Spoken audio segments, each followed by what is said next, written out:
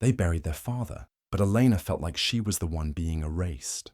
The church was quiet, except for the sound of soft crying and the rustle of clothes. Elena stood in the back row, dressed in black, holding a folded program in her hands. Her fingers trembled as she scanned the names listed. Her heart dropped. Her name wasn't there.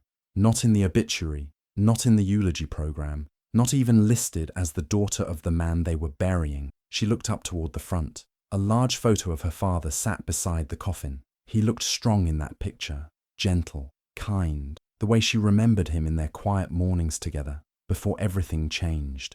Vanessa stood at the podium. Her sister's voice echoed through the church, flat and cold. "My father was a man of strength and reason," Vanessa said. "He built everything we have with hard work and discipline. He taught me the value of leadership. He trusted me with his legacy." Elena felt her stomach twist. No mention of love. No mention of the long nights he spent sick in bed. Of the times he called Elena "my angel" for taking care of him when he couldn't even walk. Just numbers. Just power. No mention of Elena at all. She looked around. No one seemed to notice. Or maybe they did, but said nothing. After the service, as people filed out, Elena stepped into the hallway. She needed air, the flowers, the soft music. It was all too much. Her eyes burned. That's when she saw them. The family lawyer, Mr. Allen, speaking quietly to Vanessa near the side door. His face looked tense. His eyes darted around. Eleanor moved a little closer, staying hidden behind a plant. "You made changes behind your father's back?" Mr. Allen asked, voice sharp but hushed. Elena froze. Her breath caught in her throat. Vanessa replied, too quiet to hear. Mr. Allen shook his head. "This isn't what he wanted." Elena stepped back, heart pounding. A wave of cold swept over her. Something was wrong, deeply wrong. Her name missing, the lawyer's words, Vanessa's expression, calm, even smug. As the guests began to leave, Eleanor stood still. Everyone else said goodbye to their father, but she was just beginning to lose him all over again. This time, not to death, but to betrayal. When they were little, Elena and Vanessa used to be best friends. They shared a room, told each other secrets, and stayed up late, laughing under the covers. They would run around the big backyard, pretending to be explorers. Their father would watch from the porch, smiling. Life felt warm and safe back then. But things changed as they grew older. Vanessa was always smart and serious. She got straight A's and planned every step of her future. She said she wanted to be a lawyer and run the family business one day. Elena was softer, more gentle. She liked reading books, drawing, and spending time with their father. She didn't care about money or power. She just wanted peace and family. When Vanessa left for law school, things between them began to shift. Vanessa came home less often, and when she did, she acted like she was above everyone else, always in charge, always correcting others. Their father started to get sick around that time. First, it was small things, forgetting names, feeling tired all the time. Then it got worse. He needed help walking, eating, even getting dressed. Elena didn't think twice. She moved into the guest house on their family property and took care of him. She gave up her job, her apartment, and even lost touch with her friends. Every day she made meals, gave him his medicine, and sat by his bed, reading to him and keeping him company. Vanessa said she was handling the paperwork. She took over the finances and talked to the lawyers, but she rarely visited. Sometimes months would pass without a word from her. Elena would call and beg her to come. "He misses you," she'd say.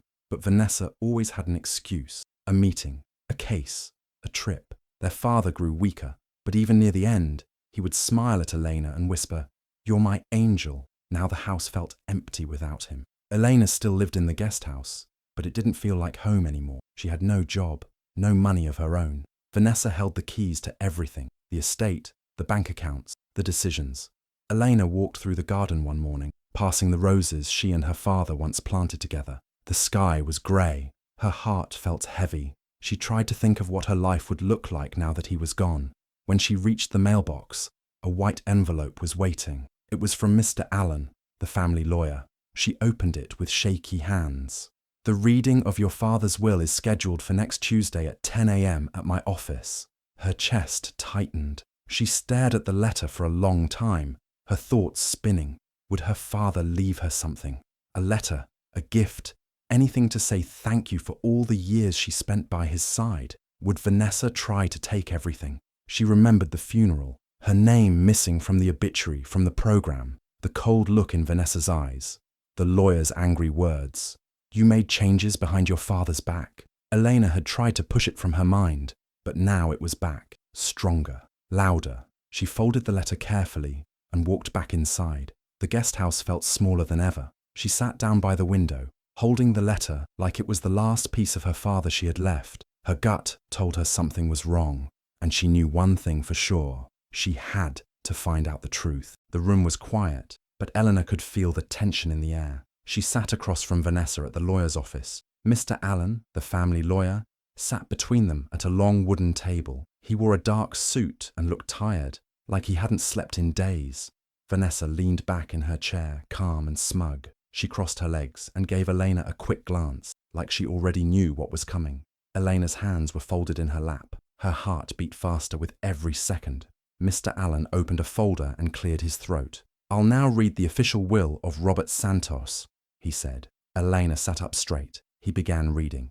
It started as expected, their father's full name, the date, a few legal terms. Then it moved on to the detail. "To my daughter, Vanessa Santos," Mr. Allen read, "I leave full ownership of the house, all savings and investment accounts, and the family business." Elena waited. Nothing.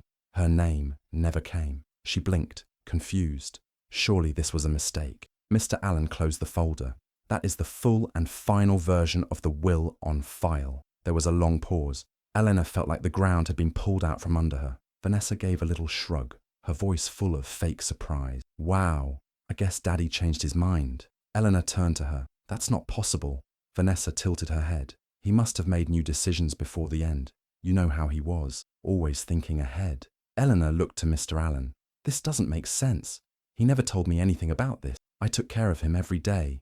Mr. Allen looked uncomfortable. He avoided her eyes. "I understand how upsetting this must be, Elena, but this is the will on file. It's done now." "No," Elena said firmly. "Something's wrong." She stood up and left the office, heart racing. Her head spun with questions. That night, back at the guest house, she couldn't sleep. She kept replaying the lawyer's words in her mind. "It's done now." She stared at the ceiling, thinking about her father. He had always told her how grateful he was, how proud. He had promised she'd be taken care of. Why would he leave her nothing? The next morning, Eleanor went into the main house. It was still full of her father's things. She walked into his study and sat at his old desk. His favorite books were still on the shelves. His reading glasses sat on a notepad. She opened a drawer slowly. It was mostly empty, just some pens, old receipts, and a small wooden box. She opened the box. Inside was a USB drive. Her hands shook as she plugged it into her laptop. There were a few files. One was a document labeled New Will Draft. She opened it. Her breath caught. There, clearly written, was her name. "To my daughter, Elena Santos, I leave equal share of my estate, including the house, business, and accounts." He had planned to include her. This was the will he had wanted. He just never finished it.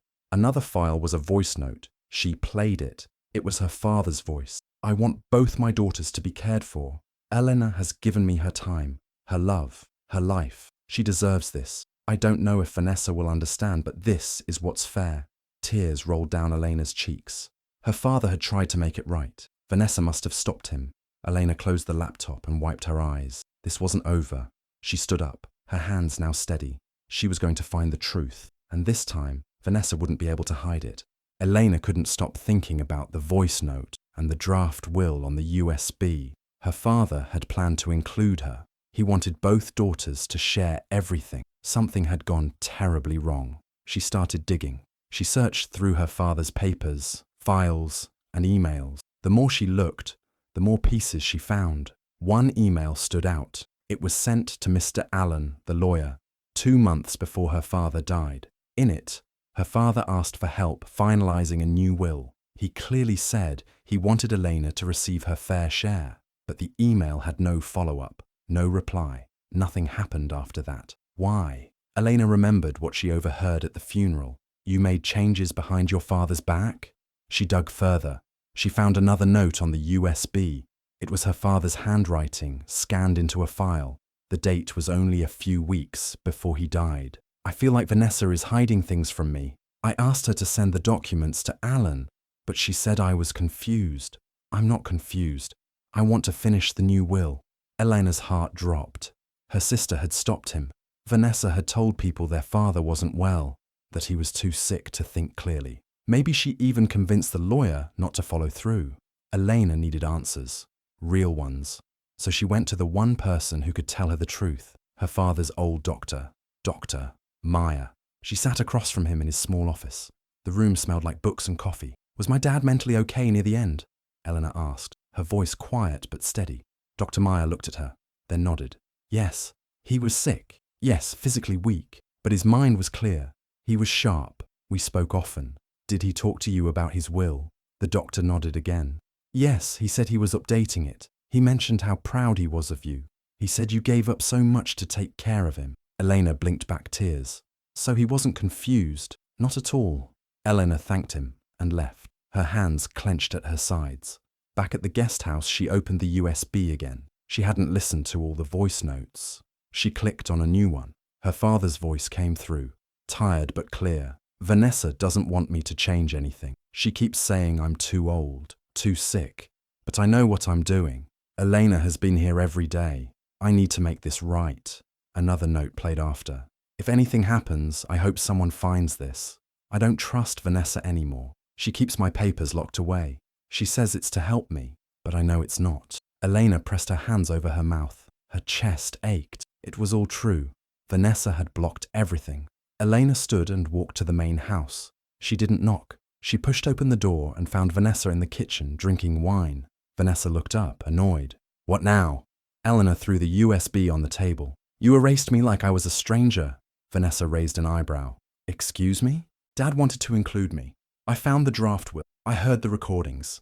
Vanessa stayed silent. He tried to finish the will. You stopped him.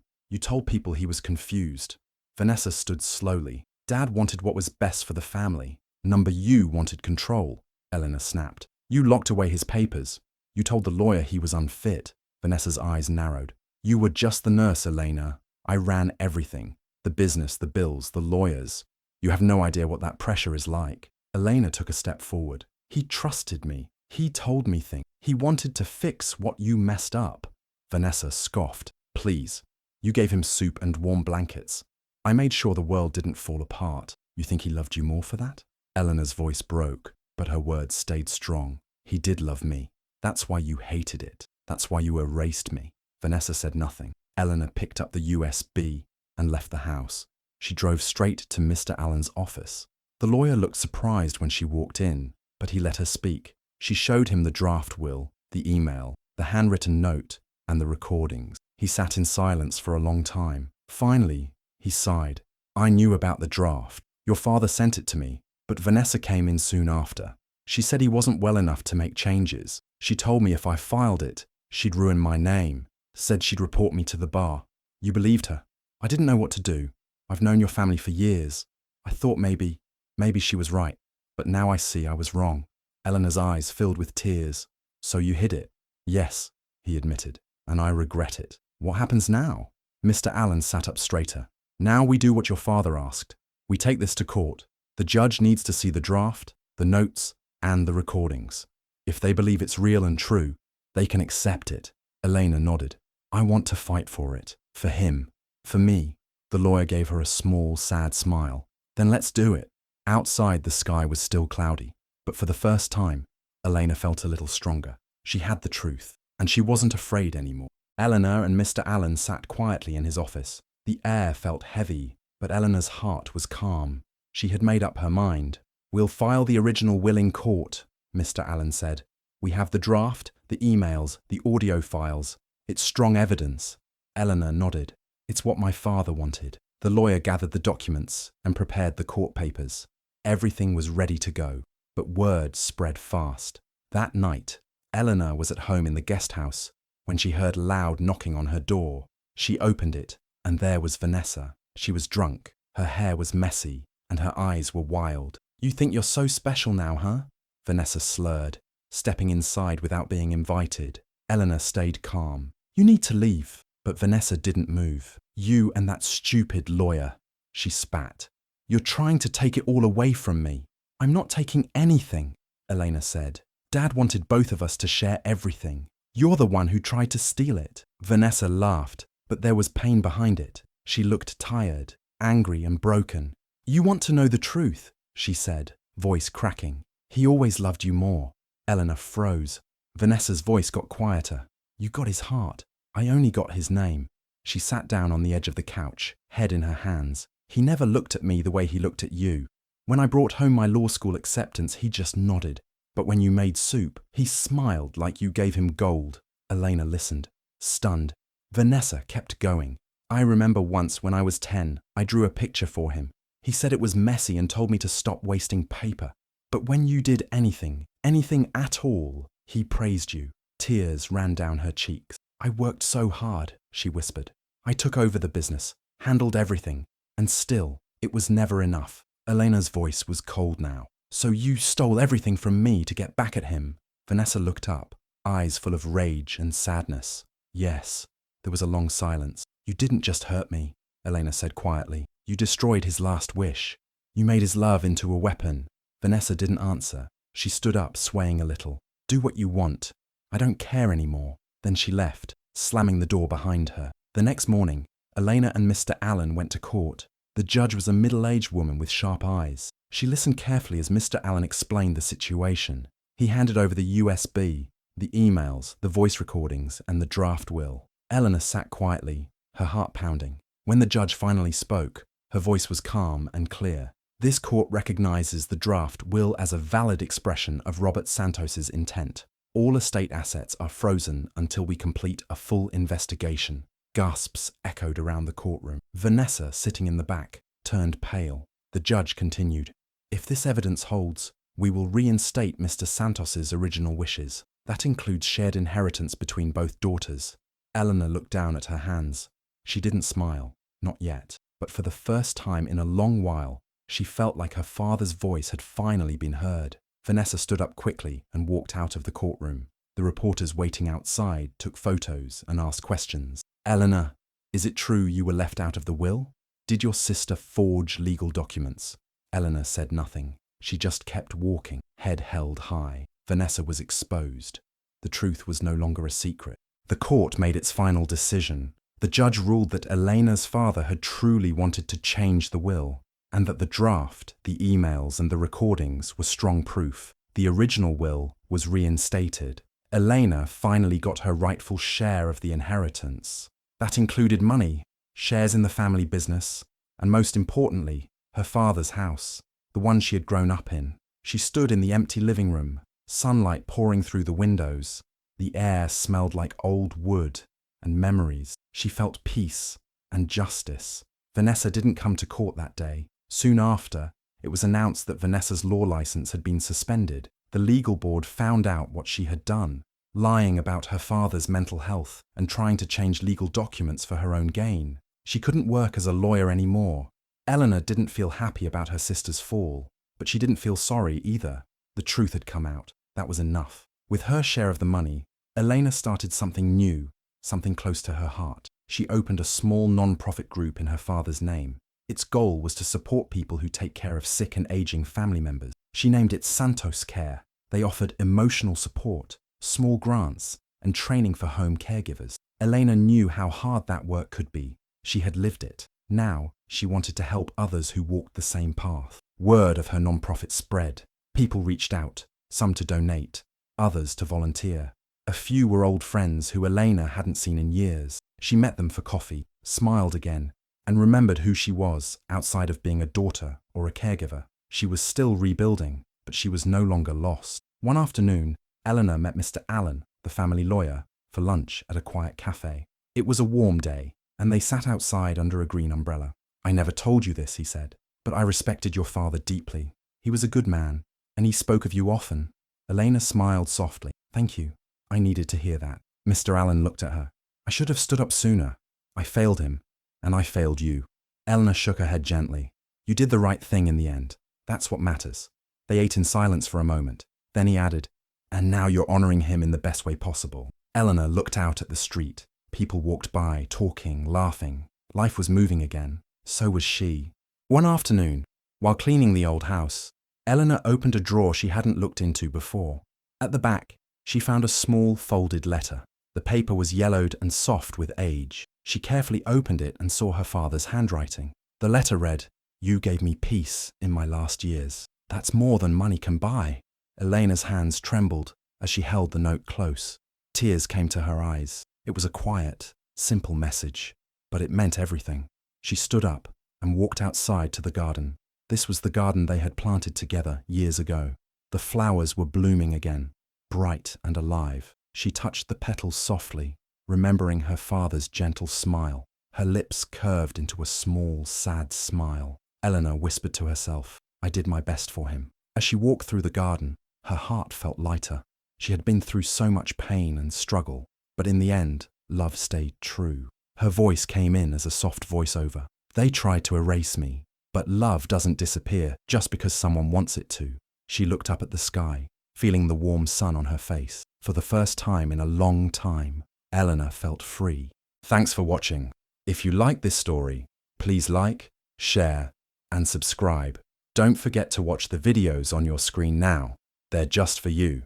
Leave a comment and let us know what you think. See you in the next video.